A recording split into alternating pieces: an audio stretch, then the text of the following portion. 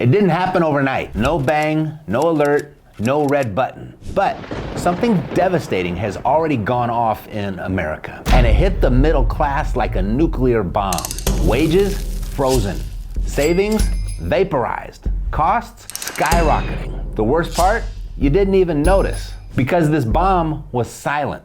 And now the damage, it's everywhere. And here's a harsh truth no one wants to say out loud. If you're poor right now, there's a real chance you'll stay that way forever. That's not pessimism, that's policy. Since 1979, middle-class incomes have grown at half the rate of both the poor and the rich. You're not just stuck, you're falling behind both ways. From 1971 to now, the percentage of Americans in the middle class dropped from 61% to 51%. Millions of families falling down, not up. And the income they hold, falling every decade. This isn't a bump in the road. This is a complete rewrite of American life. The ladder your parents told you to climb, it got pulled up. Middle class income grew around 40% since 1980, but housing up over 500%. Healthcare doubled in a decade. Education up over 600% more than incomes. You're not bad with money. You've been outpaced by design. A couple weeks ago, Trump proposed a 10% universal import tariff. At the same time, we will establish a minimum baseline tariff of 10%. You notice that on the chart? Economists say it could cost middle-class families $3,800 a year. That's a full month of take-home pay for a lot of people. Gone. And just this week, financial commentators sounded the alarm. 401ks are down 10 to 20%. Millions lost. If that continues, Trump's entire political capital could vanish. Everything now hinges on whether this is a bluff or the opening move of a global trade war. So yeah, boom. And now the bomb might be going off again, just in disguise. Because last week, Trump pulled a wild card move. He paused tariffs for 90 days on most countries, but jacked China's to 125%, effective immediately. US President Donald Trump, he has announced a tariff pause. It's a 90-day pause on tariffs on 10%. In fact, at the same time, there has been no relief for China. The result? Markets exploded. The Nasdaq had its biggest gain since 2001. The S&P since 2008. Tesla up 23% in a day. Sounds great, right? But here's what they're not telling you. This isn't relief, it's reaction. A temporary sugar high, while inflation, trade wars, and borrowing costs are all still boiling underneath. This pause just bought time, not safety. And if the tariffs snap back, the middle class gets hit with higher prices again. Food, fuel, housing materials, all of it. And once again, they'll say it's just the economy. But you and I both know this is a rigged game. Let's stop pretending this is bad luck, because the system is doing exactly what it was built to do. Keep the poor poor and keep the rich rich, and trap the middle in an endless loop of work, debt, and decline. Let me break it down. The middle class is trapped by three invisible walls. First, school, an education system designed to kill creativity and reward obedience. It doesn't build leaders, it builds rule followers. Second, work, a job system modeled after 1900s factory lines, soul draining, security free. And third, debt, mortgages, student loans, credit cards, all engineered to keep you working a lifetime without building wealth. It's not a ladder,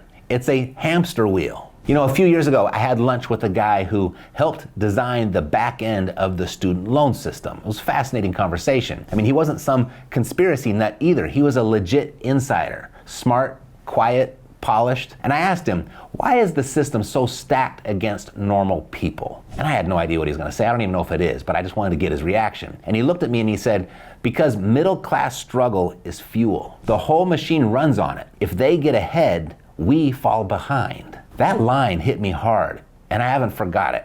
The system isn't broken, it's feeding. And here's the sickest part. People could have stopped it, but they didn't. Because when a system feeds this well, no one wants to shut it down. It doesn't malfunction, it performs. And they want you to think it's your fault, that you didn't work hard enough, you didn't save enough, you didn't budget better. But this wasn't a mistake. This was engineered. Recovery isn't for you, it's for them. They don't force you into the cage, They let you choose it. From 2000 to 2014, the middle class shrank in 203 out of 229 major metro areas. In manufacturing towns, jobs fell by up to 51%. Meanwhile, tech hubs and financial centers got richer. If you're not in one of those zones, the bomb hit you twice as hard. 65% of middle-class Americans say they're struggling. 73% say they can't save. Some have just $125 left at month's end after doing everything right. This isn't about money. It's about dignity, freedom, control. Meanwhile, online, everybody's living their best life. Nobody wants to see you working. They want to see you spending. Work is invisible. Flexing is king. Now listen, Trump has a plan, and I'm a believer, and I'm a supporter, and I'm hoping he gets it right. He wants to bring jobs back. He wants to reshore factories, break the cycle, and my prayers are with him. And maybe it'll work. Maybe. God willing. But fingers are crossed. But don't bet your life on a maybe. You need a plan B. Now. Right now, world leaders are blowing up Trump's phone. 50 countries knocking, trying to cut deals. This isn't just policy. It's poker at the global level. And if he pulls it off, we could see the biggest U.S. export boom in history. But if this goes sideways, if tariffs stick and inflation surges, the middle class gets nuked again. So what do? You own assets. But first, understand the trap most people fall into. They don't own real estate. They sign up for a 30-year job. And most people move every 5 to 7 years. And every time that they do, the mortgage resets. And thanks to amortization, they've mostly just paid interest to the bank. You didn't buy a house, you bought a payment. You bought obedience. That's not ownership. That's renting from a lender. The right property sets you free. The wrong one locks you in for life. Now, you own assets. You control income. You stop trading hours for dollars. That's real estate, the right way. Rents, they rise with inflation. Debt gets cheaper. Taxes, lower. Cash flow, monthly. Shane, a guy in my mastermind group, traded his beat-up house in San Francisco for 20 rentals. Now he makes $20,000 a month while he sleeps. Omar, a student of mine, retired by 40 with $8,700 a month because he stopped playing defense. They stopped listening to people who said it's too risky. The real risk? Playing it safe. Now, let me guess. Some finance bro is in your ear saying, just keep dollar cost averaging. Stay calm. The market, it always recovers. And yeah, historically, that's true. But recovery only helps the people who buy during the crash. And that's never the middle class. While you're panicking, they're buying your fear at a discount. They scoop up assets, use leverage, and they stack income. You just ride it out. Because that's what you were told to do. Don't panic, keep contributing. And no one's blaming you for that. Meanwhile, your fund manager just took 1% off the top. Again, let's be real. Dollar cost averaging isn't a wealth plan. It's a coping mechanism. The rich don't diversify, they dominate. They don't stay the course, they build the course. And if you don't figure that out, you'll keep missing every opportunity they feast on. We just had another one slip right underneath our nose. We've been conditioned to think like a prisoner. Save instead of build. Diversify instead of go deep. Play it safe instead of take control. That's not safety, that's sedation. Hard work used to be noble. Now it's invisible. And get this, since 1970, American workers have become nearly 5 times more productive. But wages, flat. That split wasn't an accident. It was a decision. They realized they didn't have to pay you more. They just had to sell you harder on why it's worth it. People don't respect effort. They envy ownership. And ownership, that's the playbook. Leverage, debt, cash flow. Not magic, just method. Here's what to do.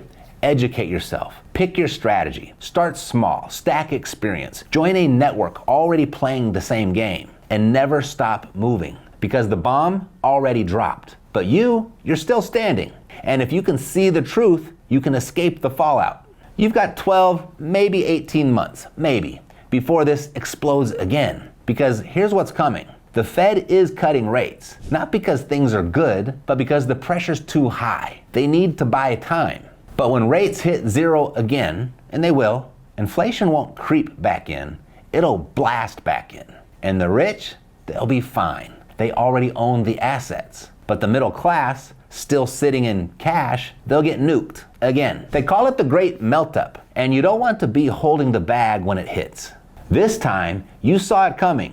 This economy, it's the Titanic. Don't rearrange the deck chairs. Don't try to save it. Find your lifeboat. And that guy I had lunch with, I haven't spoken to him since, but what he said changed how I see everything. And if you want the same steps, the step-by-step that I use to build cash flow, there's a free guide linked below, the Frustrated Investor's Guide to Passive Income.